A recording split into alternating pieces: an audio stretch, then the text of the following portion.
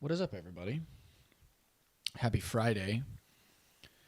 I'm sure many people are out there watching the Crescendo live stream. I was just watching that as well. First workout looked really gross.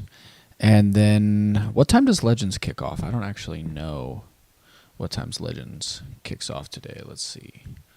Legends Championship.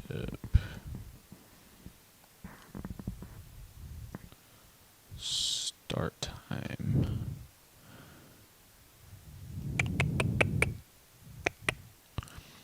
If anybody slides in and pops in the chat, let me know when Legend starts today so I can know when to go pay Flow Elite for their little streaming service that I think we're all very nervy about, but we'll see. When does start streaming?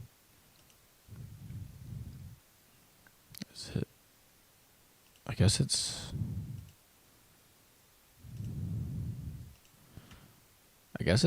live now. They've probably started already. $30. Not too bad. We'll see. We'll see how that whole stream goes. But yeah. This lovely. I haven't paid for a Flow Elite subscription in like 5 years, if not more. Actually, I used to have it to watch some jiu-jitsu, and I think NCAA wrestling is on there as well. I don't remember though, but I used to watch a little bit more wrestling and jiu-jitsu. Okay, second solo podcast here, so doing something a little bit different. I know there's a lot going on this weekend with Crash and Legends, but I wanted to take a little bit of time this morning to do something a little bit different.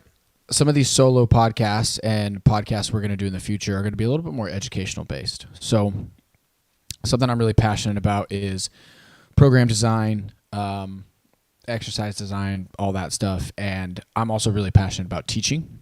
I like to explain things. I like to help people understand why they should do something a certain way or why things are put together a certain way in terms of training and programming and things like that. So something I'm going to do a little bit more in the future is these little bit more educational based podcasts. What's up, Jeff? Appreciate you popping on, my man. So this is going to be a little bit more of an educational based podcast. You could say a lecture, so to speak, going over how to set up your week, your training week, to get the most out of your training. Because if you're training to be a competitive CrossFitter, buddy, what? My dog is very interested in what we're doing. If you're going to train to be a competitive CrossFitter, in my opinion, there are some advantageous ways to set up your training week, just from a nuts and bolts perspective, that drastically help your adaptation and just the training flow of the week. And this is something I've kind of developed over the last couple years. It's not the only way to do things by any stretch, but it is, I think, one of the most effective ways to lay out a week of training. And we're actually going to go over two different little variations of this. So I'm going to share my screen, and we're gonna get into it a little bit here. And I want to actually really blow this up as much as I can here. Ooh, that ain't it. That ain't it either. That's probably the best one. All right. So we have a little week here, right? And this is the first kind of way to do this.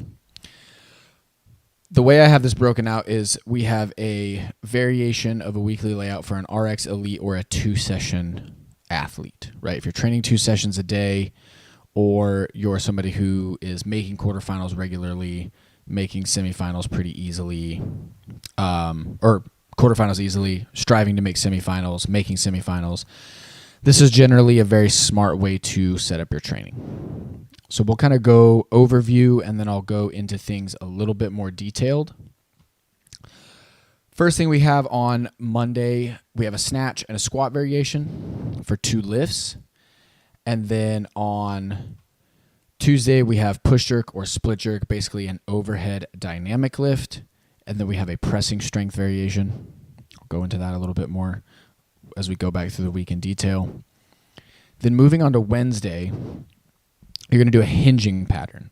Now, this can be a Olympic lifting variation, power snatch, power clean, etc., or deadlifts, or a sumo deadlift, or RDLs if you were really pushing the weight on those, not using it as an accessory movement, but a true strength movement. You could also put trap bar deadlifts here. There's a lot of different things you could do. And then oftentimes I think it's advantageous to get a little bit of unilateral leg strength in here. Friday, you come back and you do an Oli variation, snatch or clean and jerk typically, depending on what people need more work on, a second squat variation or your other squat variation. And then Saturday, you have a power variation of the Olympic lifts and a deadlift. You could also, or a deadlift, and then you could also get in a pressing strength or hinging strength movement, just depending, right? So you could take Saturday, and let's say somebody really needs to drive up their deadlift and you have them power cleaning on Wednesday. You could have them deadlift and then maybe bench press or strict press or do another single leg unilateral exercise for strength on Saturday rather than another power variation. So when we look at this, it's very simple from a lifting perspective. There is 2 lifts a day, which I think is pretty standard for most, like I said, RX elite athletes. If somebody's obviously very, very strong, they don't need to do 2 lifts a day. They can probably do 1 lift a day for the vast majority of the year. But then at some point, prepping for a comp, they're probably going to need to up their frequency of their weightlifting to some degree, right? Just to make sure that they're truly polished off on their weightlifting. Now, like I said before, this is not the only way to do this. This is just my preference. You can absolutely squat 3 times a day, 3 times a week, right? You could do a squat variation on Monday, squat variation on Wednesday, squat variation on Friday, or you could move it to Saturday. You can press 3 times a week if you really need to press 3 times a week. You could snatch up to 3 or 4 times a week, right? There's a lot of different ways to set this up, but this is kind of where I like to start with most RX elite athletes or athletes who are training twice a day and are generally at that level, right? So the reasoning behind this, and this is the teaching part, is you're starting the week with the snatch, which is the most neurologically taxing lift that you can do, right? So you're getting that out of the way first when the fatigue in the body is the lowest. You then hit a squat variation that day. Obviously, squatting on a Monday makes a lot of sense. You're doing a squat pattern with the snatch to some degree. So you've already went below parallel, so it makes sense there as well. Then we're going to come back on Tuesday, and we're going to hit more of an upper body focus day, right? We're going to give the legs a little bit of a break. We're still using the legs and the hips, obviously, with a push jerk or a split jerk or a push press, whatever. But we're not mechanically loading them nearly as much. Then we come back Wednesday. We're getting back into the lower body a little bit here, but we're hitting a much simpler pattern with the hinge. It's a little bit lower in complexity, and it's a little bit higher in load, but you're able to hit that load even though you're a couple days into your training week already because it has less complexity, right? So power cleaning, power snatching, deadlifting, as I said before. Take Thursday. You're not doing any weightlifting, any real training that day. You're a little bit fresher. You come back and you readdress your Olympic lifting, snatch, clean and jerk, squat variation. And then you kind of follow a similar flow on Saturday. We're getting in some hinging or pressing, kind of depending on what people need to get better at the most, right? And there's a lot of different ways to skin this when you start to take into account accessory work or kind of a third additional lift, right? Like you could do power clean on Saturday and deadlift, and then somebody could do some heavy dumbbell bench in their accessory work on Saturday. So they're kind of getting a strength stimulus to all the upper and lower again that day. But that gets a little bit more into the weeds, and I am going to try to keep this relatively simple so that if people watch this back, they still have a clear understanding of why this is set up this way. Shout out to Jeff, because I think you're still my one viewer right now, buddy. It actually hurt my heart to start this because I have athletes. I have two athletes competing. Well, I have one athlete, and then one of our coaches is competing at Crash. So, all right. So that kind of generally covers the weightlifting setup for the week. As I said before, lots of different ways to break this up. Lots of different ways to do this. This is not the only way to skin this cat. And no, I'm not going to go into crazy detail today on sets and reps and blah, blah, blah, blah, blah, blah, blah. Because that stuff can get very complicated very quickly, right? So what I'm going to talk about now is kind of the conditioning session or the main Metcon of the day, right? I generally think it is a best practice to start Monday with very hard interval work. This is mixed modal intervals, right? So CrossFit movements, you're doing a row, a weightlifting movement, and a gymnastics movement or whatever. Doesn't always have to be a triplet, doesn't always have to be, MGW, but it should be CrossFit movements. And the time domain I like to sit on with those is 2 to 4 minutes. Rest can be anywhere from a little less than 1-to-1 to over 1-to-1. It just kind of depends on the stimulus I'm going for specifically with that person and the movements in the Metcon, how that kind of pieces together. Tuesday, one last disclaimer, I should say.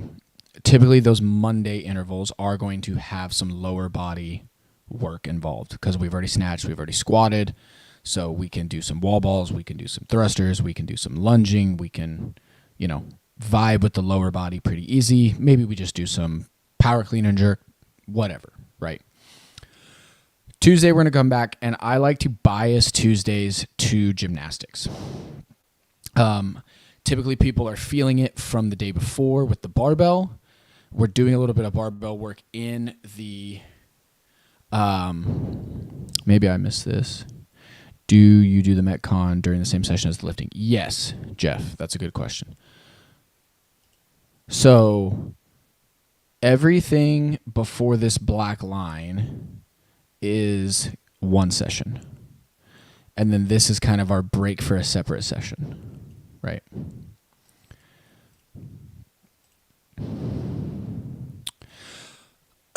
So Tuesday, like I said, I like to bias that upper body gymnastics. And it tends to hit the opposing pattern of what we did on Monday. So if we, on Monday, did mixed intervals of wall balls and chest to bar and bar muscle ups, I'm probably not going to have people do ring muscle ups and leg lifts on Tuesday. I might, depending on the time of year, but probably not for most people.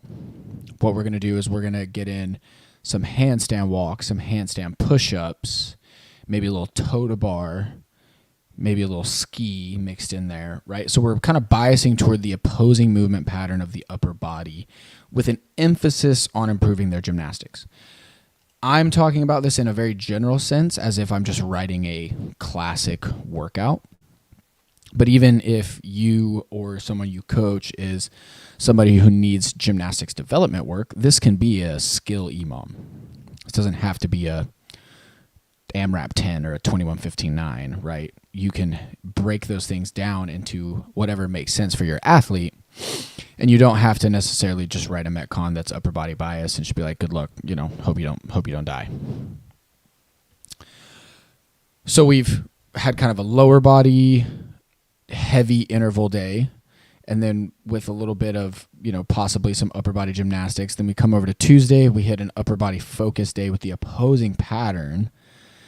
Then I like to circle back on Wednesday with a lower body focus interval day, but it tends to be the opposing pattern of what we did Monday. So if we squatted a lot in the Metcon on Monday, we're probably not going to squat as much. We might squat a little bit, but might hinge a little bit more, Might do a little bit more clean and jerk power snatch in the workout, something like that.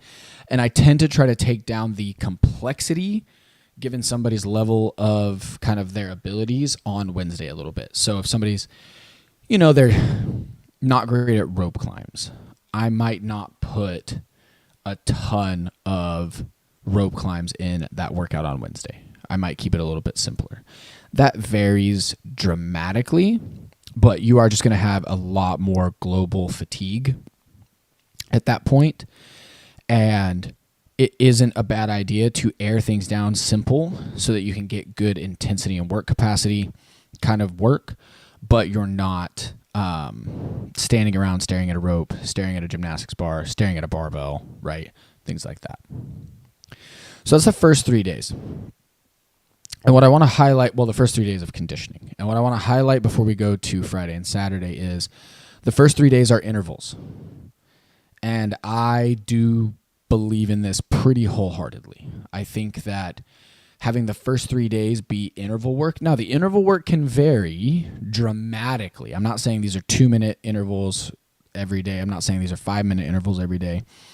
I may write a upper body gymnastics piece for a semifinal level athlete that is like a dense gymnastics chipper that takes them 7 minutes and they do it twice.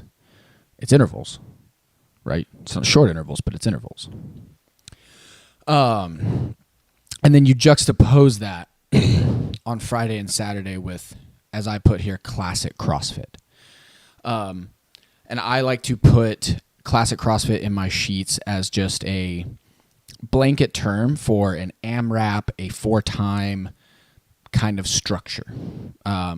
Maybe a death by, maybe an EMOM. But what I'm trying to do, when the way I envision this, is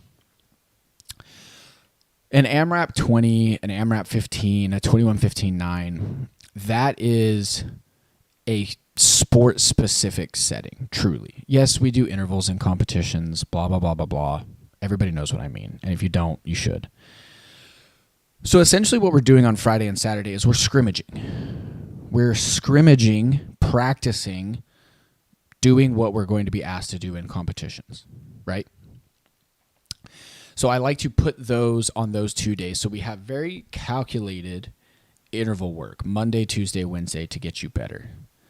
And then we're still addressing things you need to work on, but we're doing it in a setting that you're going to end up doing in a competition or a qualifier, right? This isn't uncommon in the space. I think there's a lot of coaches that do this. I know there's a lot of coaches, I think Brute has talked pretty openly about they don't program a ton of mixed modal stuff. I know they do their Brutal Fridays or whatnot, but they don't do a lot of classic CrossFit. I think it's important personally as a coach to keep classic CrossFit in the program at all times because athletes need to improve their athlete IQ. They need to improve their ability to look at a workout and understand, okay, I need to break this up here. I need to go this speed. I need to hold these RPMs on the bike or this row pace on the rower. So that is one of the things I believe in very wholeheartedly, even for semifinal athletes. I mean, if you're a perennial games athlete, yeah, okay, maybe not. You kind of know how to do this thing at this point. But I think even for people who are looking to punch their ticket the first time, trying to make a decent semifinal level competitor, you just probably still have things to learn with athlete IQ because your abilities are continuing to improve and the things you're being asked to do are continually getting more difficult, right? Coffee break. So that's how I like to layer out the conditioning. So then moving down here to the accessory work, right? Pretty sensical flow to this. We have lower focus accessory work. We have upper focus accessory work on Tuesday, posterior chain accessory on Wednesday, rack and trunk / odd object on Friday. And then we usually circle back to a little upper focus accessory for most of my athletes on Saturday. The upper body cannot take as much work per session, so having a little bit more frequency distributed throughout the week is typically beneficial, right? You can get in a little bit more work and get some better upper body progress by doing it twice a week instead of trying to absolutely murder yourself once a week. Now, as I said with the lifting, there's a million ways to skin this cat with upper body accessory, lower body accessory, posterior chain accessory. The exercise selection is nearly, infinite. The tools that you need to use for a given athlete in their accessory work to bring up a lagging body part, lagging movement pattern, whatever, are nearly infinite. So I'm not going to go into any detail on that.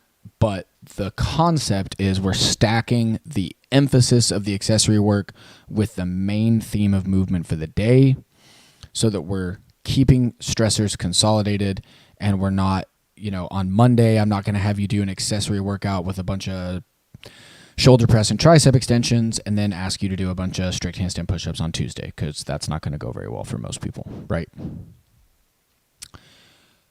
The conditioning portion, so this would be, for this level of athlete, the second session of the day, typically. I do think there's a lot of benefit to separating out that conditioning session. You're going to be able to do more work. You're going to be able to warm up for it better. You're going to be able to put more intensity into it.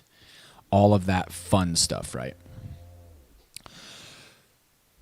I did not put in here specifically, rowing on Monday, running on Tuesday, because that is so athlete dependent. How much frequency or attention to detail you need on a given single modality conditioning stimulus per week just varies greatly, right? Myself personally, I can run twice a week and my running improves pretty consistently and dramatically if I do so, but I have a long history and background as a runner.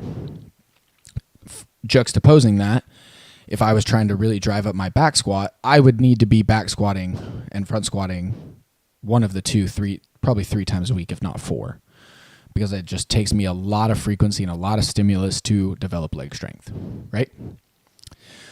But as I said, the theme is coming back, doing a separate session of conditioning. A lot of these athletes do that separate session of conditioning early in the morning. I think that's perfectly fine.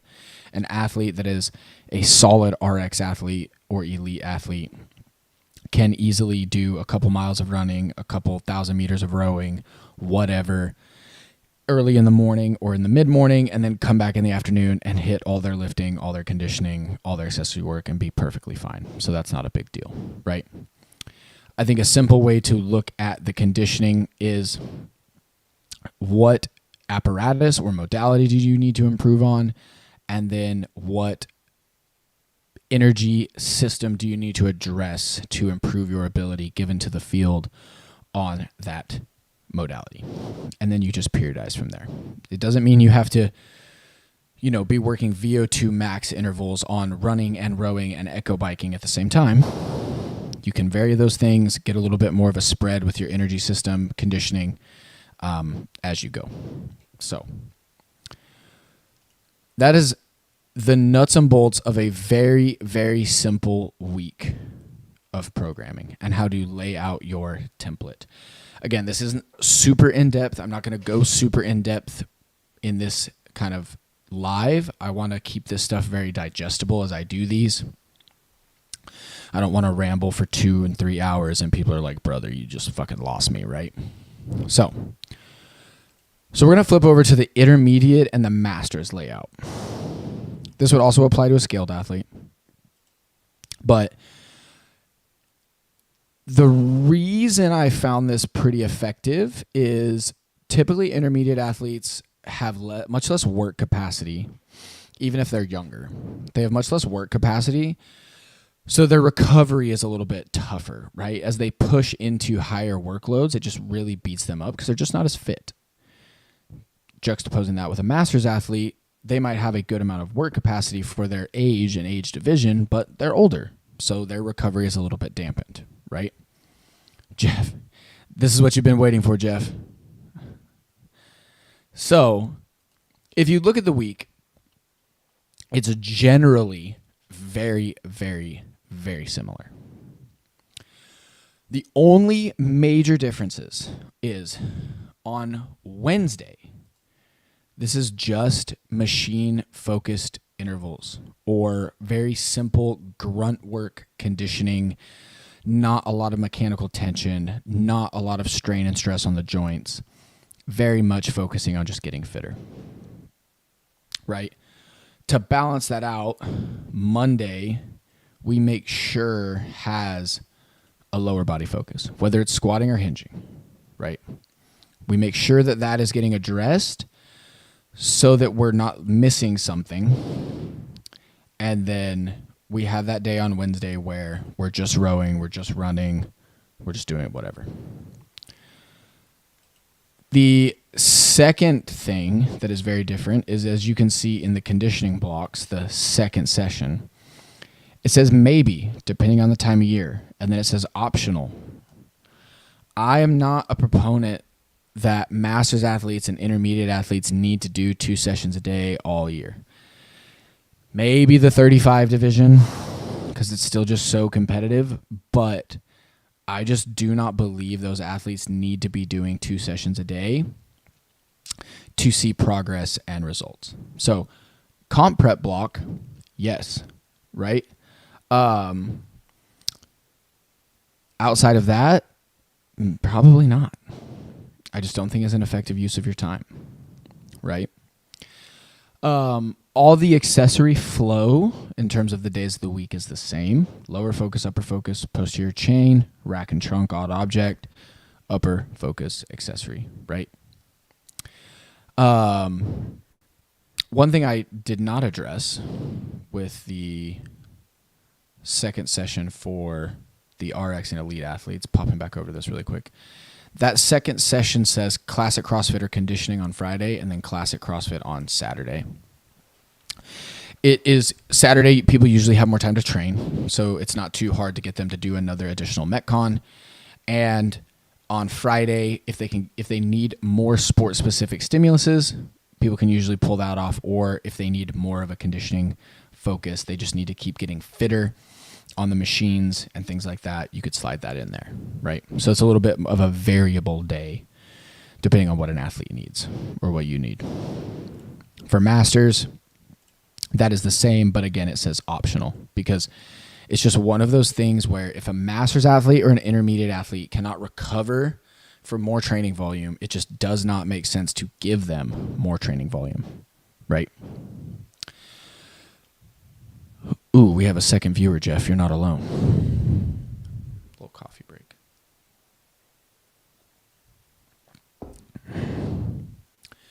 So, as I said, this is a very, very simplified view. This is a very simple way to lay out a week of training. We're touching all the major movement patterns. We're touching all the major lifts. You can easily write out time domains in this and make sure you're touching all of your time domains. That might be what I do in the next cycle. Start going in a little bit more in depth with this, or the next video. Sorry, not next cycle. But I wanted to keep it simple for this first video. I've already been going almost 30 minutes, right? Kind of talking about this. Jeff, if you have any questions, or if the second mystery viewer has any questions, I'm more than happy to answer some questions, but this is all I really had in terms of plan to cover today. Like I said, I want to keep these very short, relatively short, and digestible.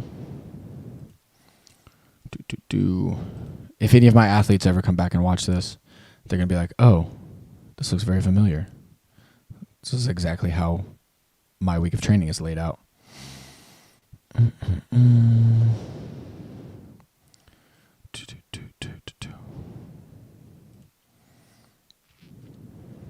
All right. Jeff's got no questions, so he's good to go. He's going to go back and start organizing his week of training like this. Like I said, this isn't the only way to do things. CrossFit's been around long enough at this point. There's 1,000 different ways people have found to program a week, and it is very individual dependent and time of year dependent. But I think, in my opinion, this is the most effective way to lay out a week of training for people who are trying to really move the needle in their CrossFit performance. So Jeff, I appreciate you hopping on. If anybody watches this after the fact, drop a comment. If you have any questions, I would love to answer some questions in the comments. And this will not be the last one of these I do. Like I said, kind of a little educational series, so to speak, starting with these. So with that, go watch Crash Crescendo. Go watch Legends. Pray that there's no disasters there. And I will talk to everybody next time.